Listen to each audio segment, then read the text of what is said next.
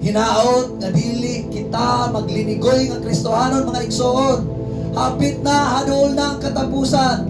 Kaniadto, sige na mag-ingon ang katigulangan nga duol na mubalik ang Ginoo. Unsa pa karon kahaduol mga kaigsuonan ang pagbalik sa Ginoo. Hinaot ang matag usa kanato. Magbato na kita og pag-uswag, mag-mature na kita, dili na kita maglinigoy sa atoang kinabuhing Kristohanon.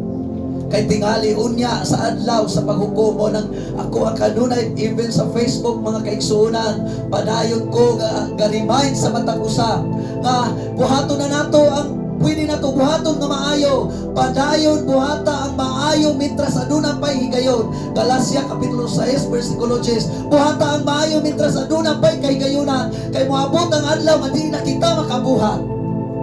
Juan kapitulo 9 bersikulo 4, moabot na ang kagabion nga diin wala na'y makabuha. Mitras adlawan pa mga kaigsuonan, aduna pa'y panahon nga pwede nato buhaton ang maayo labi na sa ato ang Ginoo. Sa tanang mga tao mga igsoon buhaton nato, labaw na sa sakop sa panimalay sa pagtuo, labaw na gayon para sa Ginoo mga igsoon. Ato na kining buhaton aron dili kita makamahay ining abot sa adlaw sa tinghukom. Kay kapanilngon lagi sa Ginoo ang mga talanton, ingon padayon siya, ikaw nga nakadawat og limahain man ang lima talanton nga akong gikapihan kanimo, na ay increase 5. Nalipay ang agalon. Nagaingon siya sa 21, o mingon kaniya ang iyang agalon, maayong pagkabuhat, maayo o kasaligan nga ulipon. Sa tanan nga bersikulo diri sa Biblia, this is the only one verse that ang agalon mingon maayo.